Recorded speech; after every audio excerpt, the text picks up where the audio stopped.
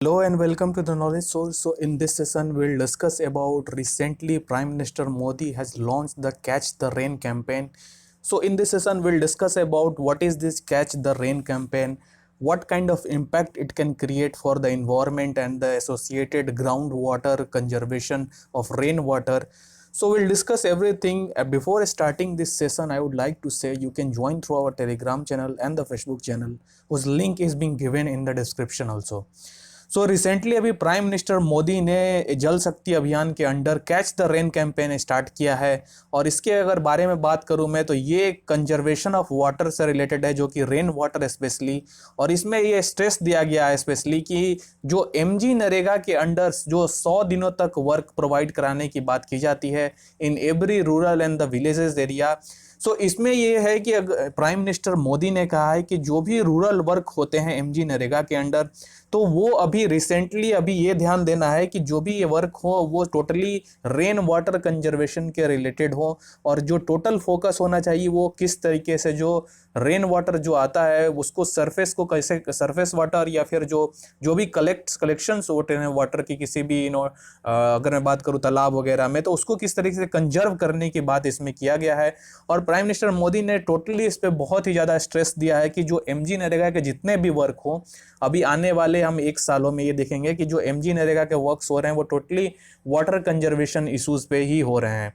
इसमें prime minister Modi ने ये भी कहा कि जो वेस्टेज ऑफ रेन जो हो रहे हैं, टोटल अगर बात करें हम जो सरफेस रन ऑफ के थ्रू जो वाटर कलेक्शन नहीं हो पाते हैं और टोटली वो रिवर में या फिर जो सी में जाके गिर जाते हैं, तो उससे कहीं ना कहीं एक जो मेजर फोकस इसलिए रखा गया है कि जो कंजर्वेशन ऑफ वाटर कैसे किया जाए और जो सस्टेनेबिलिटी ऑफ वाटर स्पेशली अगर हम देखें जिस तरीके से हमारा जो ग्राउंड वाटर की जो टेबल है वो बहुत ही तेजी से रिडक्शन उसमें हो रहा है। तो ये सब कुछ ऐसे फैक्टर्स हैं जिसको ध्यान देते हुए प्राइम मिनिस्टर मोदी ने इस कैंपेन को लॉन्च किया गया है।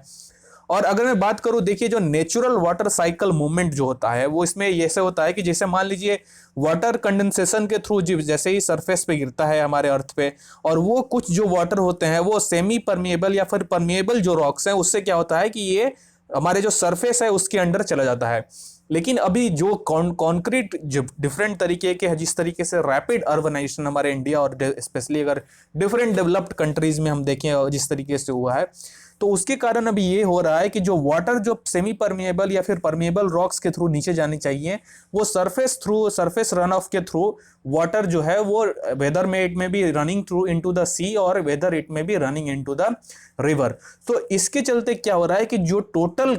इस तरीके से जो वाटर इसमें फिर जाती है और जो वाटर फिर धीरे धीरे जो सी टेम्परेचर है वो गर्म होती है, तो उसके फिर एवोपरेशन हो गए, इसमें फिर से कंडेंसेशन हो गए, इसमें प्रिसिपिटेशन के फॉर्म में वाटर जो फिर से अर्थ पे गिरती है। लेकिन ये जो एवोपराइजेशन या फिर जो भी ये साइकिल है वो धीरे धीरे चेन इसमें ब्रेक लग चुका है। इसका मेन रीजन है कि जिस तरीके से पॉल्यूशंस बढ़ रहे हैं, जिस तरीके से जो क्लाइमेट चेंज हो रहे हैं, जिसमें कि वाटर की जो एक चेन थी कि इस टाइम पे मानसून आता है, इस टाइम पे इतनी अवेलेबल कम से कम वाटर होती थी, लेकिन वो जो ब्रेकडाउन हो चुका है जिसमें हम देख रहे हैं कि ड्राउट जो है डिफरेंट कंट्रीज में, स्पेशली हमारे इंडिया में अगर हम देखें डिफरेंट सेक्टर्स जो मराठवाड़ा रीजन है, तो डिफरेंट ऐसे एरियाज है जहां पे इस तरीके की सिचुएशंस हमें देखने को मिल रही है।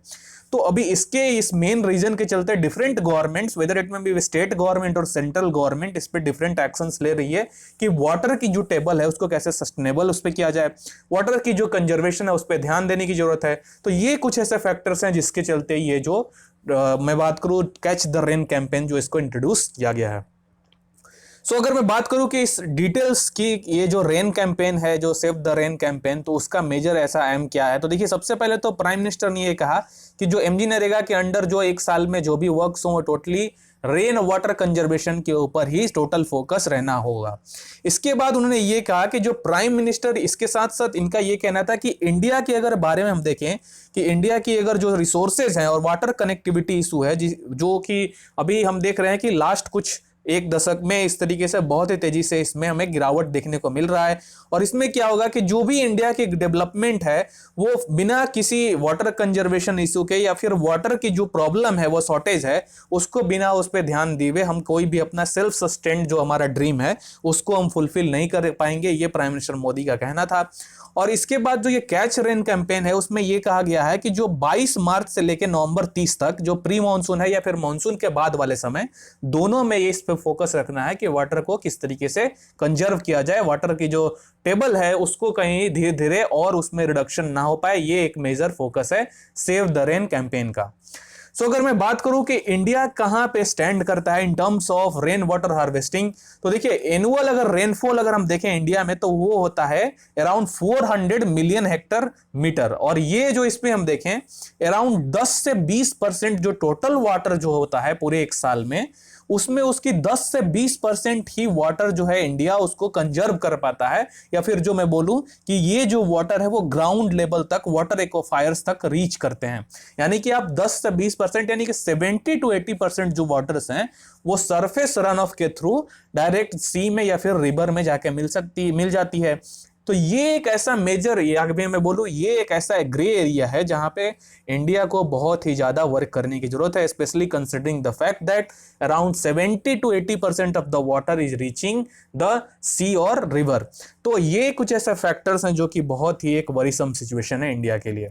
इसके बाद अगर हम देखें कि किस तरीके से वाटर को हार्वेस्ट किया जा सकता है, या फिर क्या इंपॉर्टेंस है वाटर का अगर वाटर हार्वेस्टिंग की टेक्निक जो अडॉप्ट किया जाता है,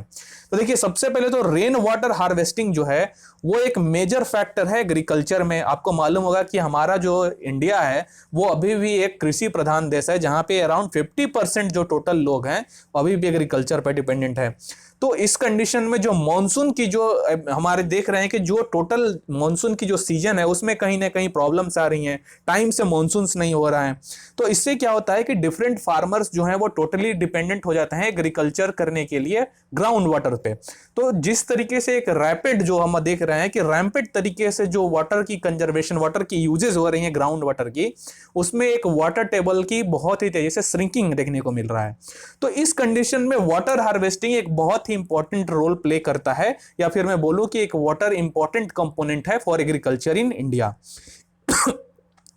इसके बाद देखिए कि जो अर्बन एरियाज हैं उसमें भी वाटर की अवेलेबिलिटी बहुत ही इंपॉर्टेंट एक्टर प्ले करती है, जो कि हमारे हाउस होल्ड से रिलेटेड, या जो फिर जो अगर मैं बात करूं कि ड्रिंकिंग पर्पज से सिविली, इसके लिए वाटर एक इंपॉर्टेंट रोल प्ले करता है। सो इसके तहत अगर आप देख सकते हैं कि जो एग्रीकल्चर है या फिर मैं अर्बन एरियाज में भी वाटर की इंपॉर्टेंस है वो बहुत ही ज्यादा है। सो अगर हम देखें कि कौन कौन से ऐसे मेथड्स हैं जिसके अंडर रेन वाटर हार्वेस्टिंग की जा सकती है, तो देखिए बेसिकली दो तरीके अडॉप्ट किए जाते हैं। पहला तो हो गया कि सरफेस रन ऑफ हार्वेस्टिंग, और दूसरा हो गया रूफटॉप रेन वाटर हार्वेस्टिंग। जैसे कि कोई भी आपके रूफ पे पानी गिर रहा है उसको किस तरीके से चैनलाइज किया जाता है कि वाटर जो है एक पिट में जाकर कलेक्ट हो जाए। या फिर सरफेस रन ऑफ के अगर बात करें तो इसमें क्या होता है कि जो हार्वेस्टिंग होता है सरफेस रन ऑफ वाटर का, इसका स्टोरेज इस तरीके से यूटिलाइज किया जाता है कि जो रिजर्वेयर्स इसके साथ कनेक्टेड हैं वो वाटर उसमें बिना डर्ट हुए वो डायरेक्टली उसके अंदर चला जाए। और ये जो मेथड है कलेक्शन ऑफ रेन वाटर जो है, इसको फिर यूज किया जा सकता है इरिगेशन के लिए। वाटर फ्लोइंग जो भी हमारा सरफेस के थ्रू जा रहा है, इसको फिर से रियूजेबल प्रोडक्ट्स में भी यूज कर सकते हैं। तो ये कुछ ऐसे इंपॉर्टेंट कंपोनेंट हैं जो कि रेन वाटर हार्वेस्टिंग को बहुत ही इंपॉर्टेंट बनाता है इंडिया में। और स्पेशली अगर हम देखें जिस तरीके से कैच द रेन कैंपेन अभी लॉन्च किया गया है, so I really hope you guys have understood the concept. So that's it for today. Thank you as always for joining.